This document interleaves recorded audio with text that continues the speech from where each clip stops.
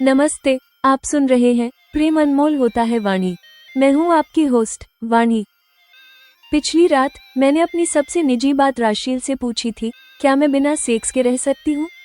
आज हमारी बातचीत एक खतरनाक मोड़ लेती है जब मैं सीधे पूछती हूँ, राशील क्या हम लड़की लड़की इस तरह साथ रहकर समलैंगिकता की दिशा में तो नहीं बढ़ जाएंगे। आप सुनेंगे राशील का सीधा और चतुर जवाब। वो समलैंगिकता को अप्राकृतिक मानती है, लेकिन अपने शब्दों से नहीं बल्कि अपनी शरारत से मेरे संदेह को दूर करती है। वो मेरे वक्ष दबाकर हंसती है और कहती है, मैं चलती हूँ, मुझे आपसे डर लग रहा है। और फिर विदाई से ठीक पहले राशील की वो गंदी बात। वो मुझे कसकर जकड़ लेती है और मेरे होठों पर चूम लेती है। इस रात के बाद मैं लज्जित होती हूँ क्योंकि मेरे संदेह निर्मूल साबित होते हैं। मैं सोचती हूँ, अलका मैम वास्तव में भली, निर्दोष और पवित्र हैं। मैं फैसला करती हूँ कि अब मैं भी उनकी तरह परोपकारी बनूंगी। लेकिन कहानी में सबसे बड़ा थरिला आता है, मंटू का अंत। आप सुनेंगे कैसे अलका मैम मुझे फोन पर बताती हैं, वो लंपट अपनी करनी के कारण पुलिस के हत्थे चढ़ गया है। मंटू अब हिस्ट्री शीटर है और डर के मारे कभी किसी स्त्री से छेड़खानी नहीं करेगा। अब मंटू का अध्याय बंद हो चुका है और मैम ने मुझे एक बार फिर डिनर पर आमंत्रित किया है, राशील की कहानी को पूरा करने के लिए।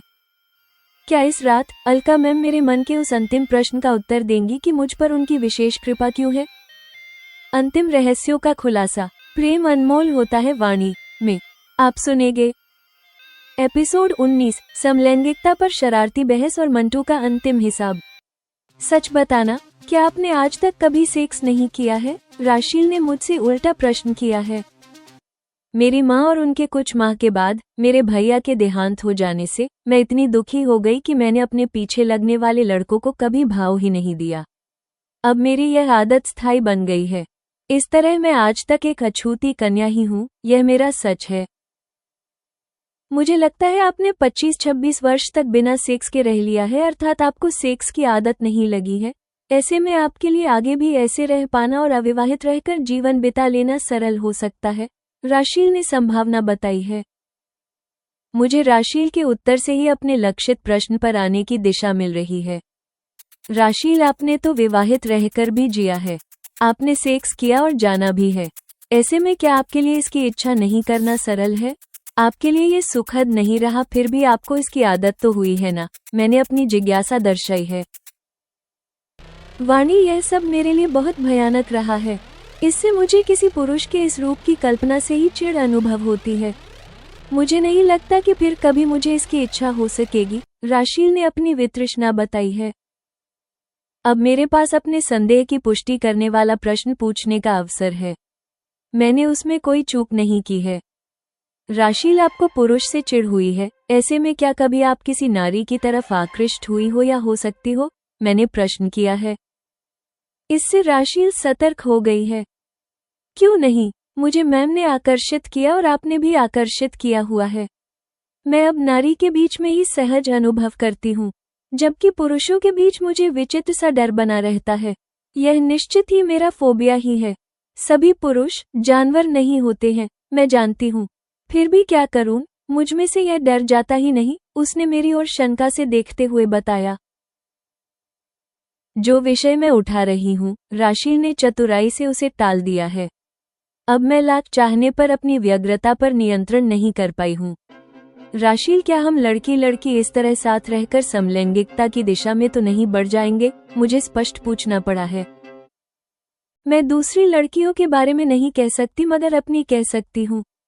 वास्तव में मैं समलैंगिकता को अप्राकृतिक मानती हूँ, अतः यह विश्वासपूर्वक कह सकती हूँ कि मैं नारियों के बीच रहकर भी कभी समलैंगिक नहीं होऊंगी। फिर उसने हंसकर कहा, अगर आपके मन में मुझे लेकर ऐसा कोई डर है तो उसे मन से निकाल दो। कहते हुए उसने शरारत से मेरे वक्ष दबा दिए हैं। मुझे लगा जैसे राशील ने मेरी चोरी पकड़ ली हो। उसके इस कृत्य से मुझे अपने भाव छुपा लेने का बहाना मिल गया है। राशील, आप कैसी निर्दयी हो, मुझे दर्द हो रहा है, मैंने पीड़ा होना दर्शाते हुए प्रतिरोध किया है। ये हमारे मूल्यवान समय को ऐसे विषय में व्यर्थ करने का दंड है। वो मुस्कुराई है, फिर परिहास करते हुए बोली है, वाणी, मैं अब चलती हूँ, मुझे आपसे डर लग रहा है। वह बेड से उठकर खड़ी हो गई है। राशील, मैं आपको एक परामर्श देना चाहती हूँ। जाते हुए वो तो सुनती जाओ, मैं हंस रही हूँ। आपके परामर्श का स्वागत है। बताओ वो क्या है? राशील ने पूछा। राशील, अब आप अपना अगला लेखन विषय वस्तु अलका मैम की बायोग्राफी को बनाओ, मैंने परामर्श दिया। वाणी, इतना अच्छा विचार मुझे आया ही नहीं। मैं आपके परामर्श का सम्मान करूंगी और मैम सहमत हुई तो मैं अवश्य पूर्ण गंभीरता से उनकी जीवन कथा लिखूंगी। साथ ही आपके बारे में एक बात कहना चाहती हूँ। उसने जानबूझकर बात अधूरी छोड़ी है। वो कोई गंदी बात तो नहीं? मैंने चिंता दिखाई है। वाणी ने उत्तर देने के पहले फिर शरारत कर दी। मैं अपना बचाव कर पाती उसके पहले ही उसने मुझे जकड़ लिया और अपने होंठ मेरे होठों पर रखते हुए चूम लिए हैं। आप दिखती तो सीधी सादी सी हो, मगर हो बहुत नटखट और चालाक, उसने मुझे छोड़ते हुए कहा है। फिर गुड नाइट, स्वीट ड्रीम्स कहकर वो चली गई है। मुझे लगता है उसी रात के बाद से मैं राशील के अधिक समीप हो गई हूँ। राशील सुंदर और सच्ची लड़की है। दुर्भाग्य से उसे बहुत बुरा आदमी मिला। मैं उसके प्रति हृदय से संवेदना अनुभव करने लगी हूँ। मैं ये भी सोचती हूँ राशील को अलका मैम से मिल पाना उसका सद्भाग्य ही है।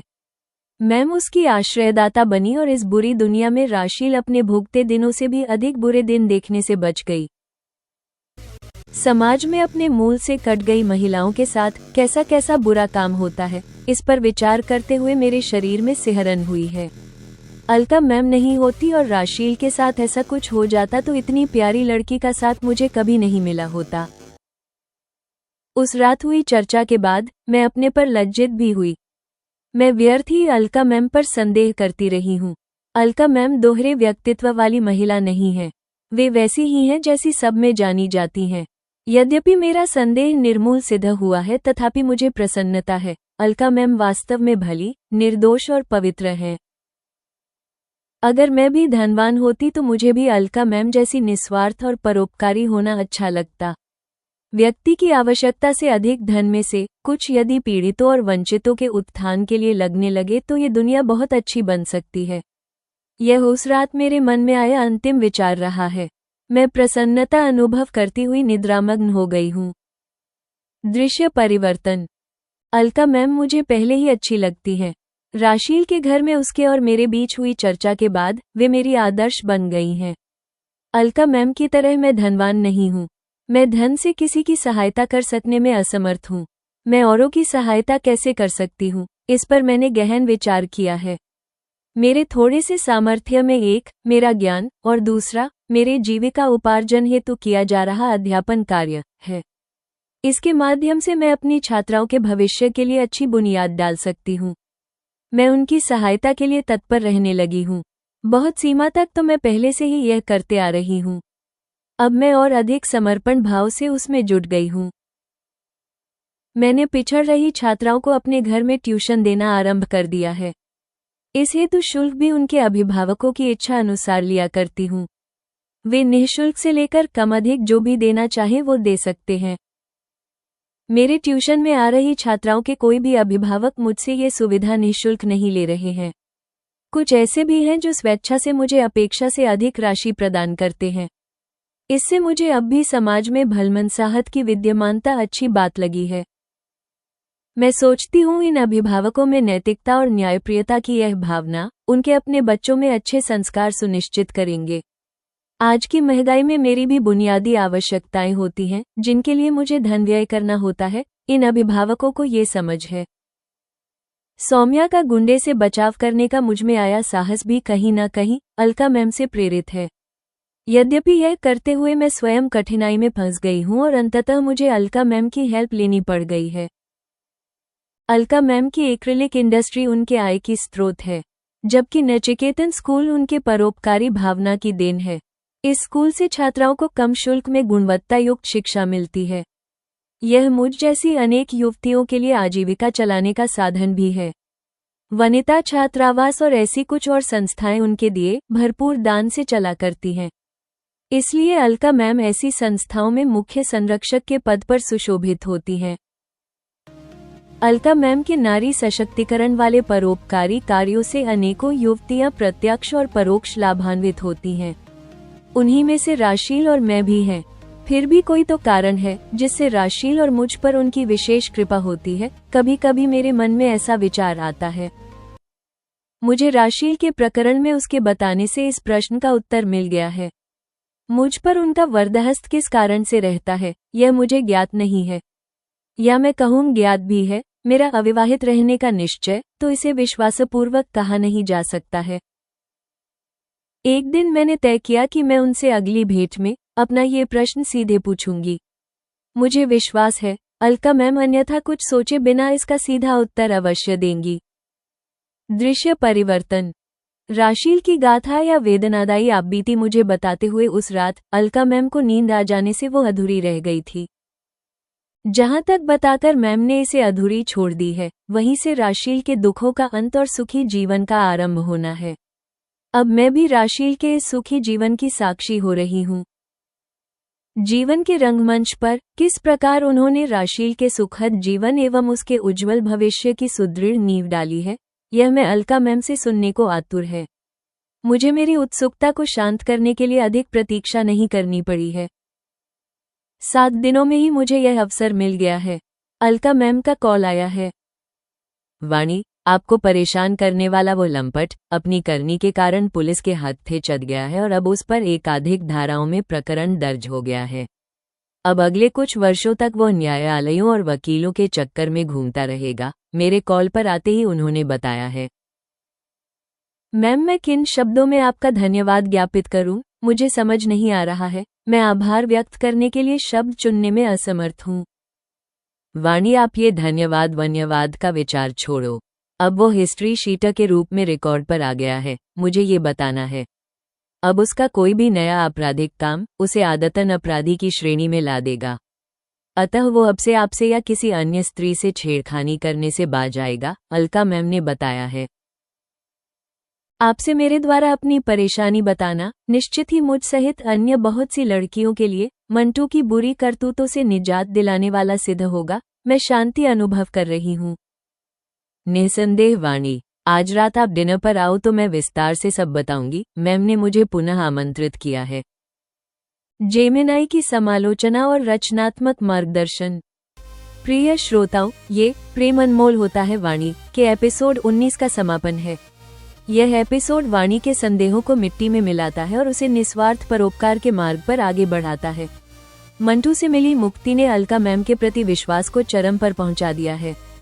एपिसोड 19 की शक्ति और कथा विकास। समलैंगिकता का खंडन। सीधे प्रश्न।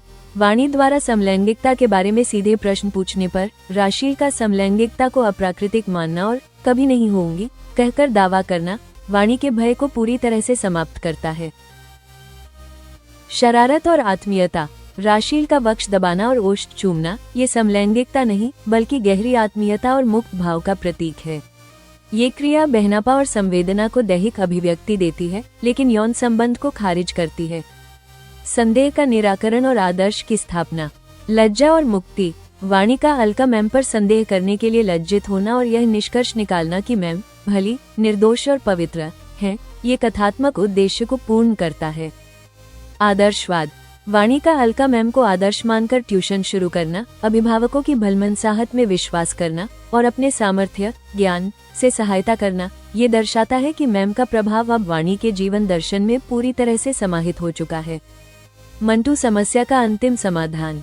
पुलिस कार्रवाई की सफलता। मंटू का पुलिस के हत्थे चढ़ना, केस दर्ज होना और हिस्ट्री शीटर बनना, यह अलका के शक्तिशाली संरक्षण और वादे को निभाने के गुण को पुष्ट करता है। यह वाणी के मन में शांति भरता है। मूल रहस्य का केंद्रण। अधूरा प्रश्न। वाणी का ये जानना कि मुझ पर उनका वरदहस्त किस कारण से रहता है, यह मुझे ज्ञात नहीं है। यह अलका मैम के विशेष अनुराग का कारण और उनके अविवाहित रहने का मूल रहस्य ही अंतिम अनसुलझी पहेली रह जाती है। ऑडियो प्रस्तुति के लिए अंतिम मार्गदर्शन। अंतरंग शरारत। राशील की शरारत और चुंबन वाले दृश्य में स्वर हंसी, चंचलता और अत्यधिक प्रेम से भरा होना चाहिए, जो यौन तनाव के स्थान पर भावनात्मक निकटता को प्रकट करे।